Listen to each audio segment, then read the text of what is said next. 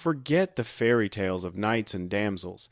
If you were born a woman in the Middle Ages, your life wasn't a romance, it was a survival horror story.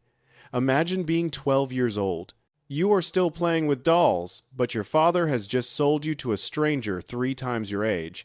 This wasn't illegal, it was standard.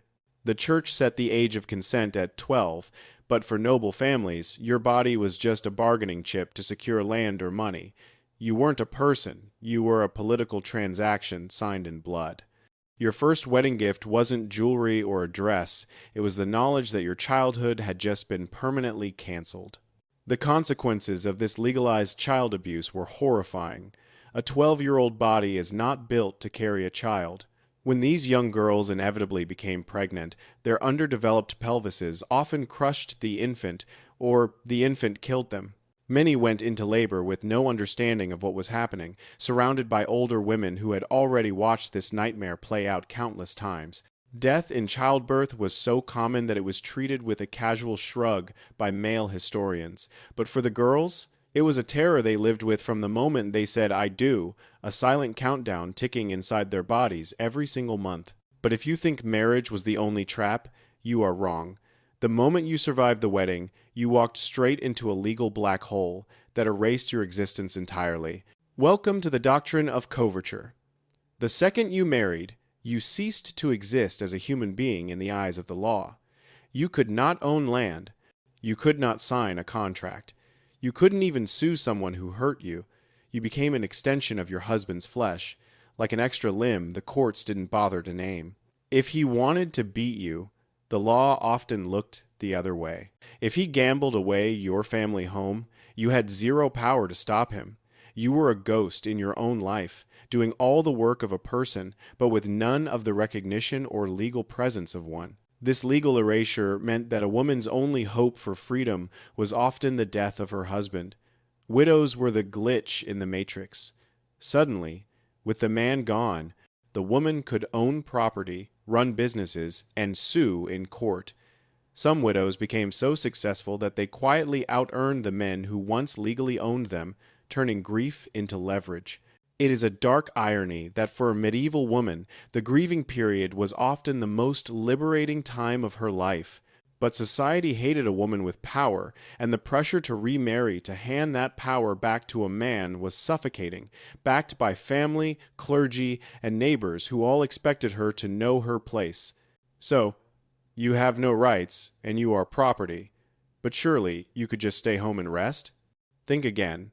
The myth of the lazy medieval housewife is the biggest lie of all. We have this image of women sitting by the fire doing needlepoint. The reality? Women were the engines of labor. In the fields, they plowed and harvested right alongside the men, often with a baby strapped to their backs or a toddler tugging at their skirts. In the cities, they were brewers, weavers, and merchants, keeping shops open and production running while men were at war, drunk, or simply absent. Brewing ale was actually a female-dominated industry until men realized how profitable it was and pushed them out with laws, smear campaigns, and guild rules carefully crafted to lock them out. This wasn't help, this was survival. But here is the kicker. No matter how hard she worked, she was paid less and valued less. A woman could break her back shearing sheep from dawn until dusk, but the credit went to the head of the household, always him, never her. Her labor was invisible, essential, and relentless. There was no retirement, and there were no days off.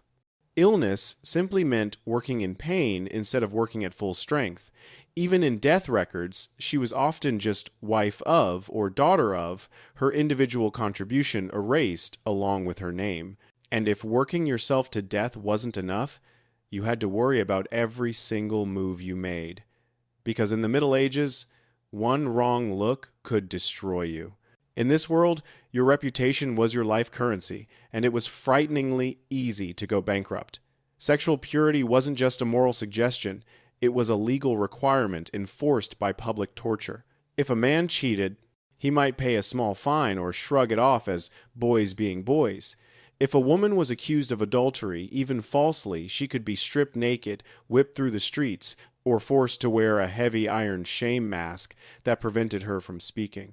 Your body became a billboard for your supposed sins, and the entire town was invited to read it. These punishments were designed to be theatrical. They wanted to break your spirit in front of your neighbors and turn your suffering into a public warning. Unmarried mothers were treated like social lepers, often cast out to starve or forced into correction houses that were essentially prisons disguised as moral reform. A single rumor could shut every door in your face. No work, no shelter, no aid. The fear of gossip was a constant, invisible cage. You walked on eggshells every day, knowing that a jealous neighbor or angry relative could ruin your life with a single whisper, and the courts would happily play along. So, where do you turn when the world hates you? You turn to the church. But even the house of God had a lock on the door. Religion was the air medieval people breathed. But for women, it was a double-edged sword. The church held up the Virgin Mary as the ideal silent, obedient, impossibly pure, and utterly unrealistic. While nunneries offered an escape from the dangers of childbirth and abusive husbands, they were strict prisons of their own. You traded one master for another, a husband for an abbess, a household for a cloister. Silence, fasting, and total isolation were the costs of literacy and safety, and even then, your voice was controlled, your thoughts monitored, your future locked behind stone walls. The church also provided the intellectual justification for your oppression. Priests preached that women were daughters of Eve, inherently sinful, weak, and dangerous, the original source of humanity's fall. This wasn't just Sunday sermon talk. This was the foundation of the legal and medical systems that decided your fate. If you got sick, it wasn't just biology. It was proof of your sinful nature or divine punishment. If you spoke out, you were proud. If you stayed quiet, you were good and still disposable. And speaking of sickness, you better pray you never needed a doctor. Because medieval medicine for women was a horror show of ignorance and superstition. Imagine going to a doctor because you feel faint, and he tells you that your uterus has detached and is wandering around your body like a wild animal. This was the wandering womb theory, a genuine medical belief repeated by educated men in serious texts. To cure it, they would use foul-smelling fumigations to chase the womb back down, or sweet scents to lure it into place, as if your organs were misbehaving pets. They treated the female body like a defective puzzle they couldn't solve, poking and guessing instead of understanding. It gets worse. Because women were seen as cold and wet by nature, they were excluded from intellectual pursuits, which required hot and dry masculine energy. Gynecological advice was a mix of dangerous myths, like drinking animal blood, wearing strange charms, or avoiding certain sites while pregnant to prevent marking the baby. Pain in childbirth was seen as God's punishment for Eve's sin, so doing anything to relieve it was often viewed with suspicion or even blasphemy. If you screamed too loudly, it was a sign of weak faith. If you died quietly, it was called a good death. Your body wasn't yours. Your mind wasn't yours. Even your clothes weren't yours. The government literally policed what you wore. Fashion today is about expression. In the Middle Ages, it was about control. Sumptuary laws dictated exactly what fabrics and colors you were allowed to wear based on your social rank.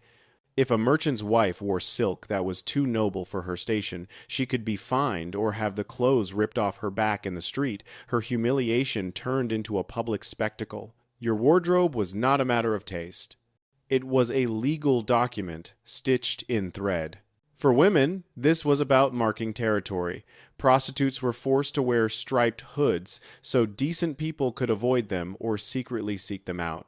Married women had to cover their hair because loose hair was seen as too sexual, too wild, too dangerous to male self-control. Your clothing was a barcode that told the world who owned you and how much you were worth long before you opened your mouth. Yet, women found small ways to rebel: a hidden lining of silk, a slightly higher hem, a band color tucked inside a sleeve, tiny acts of defiance in a world of rules that never asked what they wanted. But despite this suffocating system, some women didn't just survive, they conquered. History tries to hide them, but they were there. Women like Eleanor of Aquitaine, who went on crusades, ruled territories, and played kings like chess pieces across a map soaked in war. Women like Margaret I of Denmark, who united three kingdoms with an iron will and political genius that rivaled any king of her age. Or the femme souls in cities, businesswomen who carved out special legal rights to trade on their own terms, signing contracts in their own names despite a system built to erase them. These women prove that the system wasn't unbreakable, it was just incredibly hard to crack, and every crack came at a cost. They remind us that the story of medieval women isn't just one of victimhood, it is a story of resilience against impossible odds. They lived in a world designed to keep them small, silent, and obedient, and they found ways to roar, sometimes quietly in ledgers and legal records, sometimes loudly on battlefields and thrones. So, the next time you hear a fairy tale about a princess in a tower, remember the reality. The tower was real, the laws were the dragon, and the women had to save themselves because nobody was coming.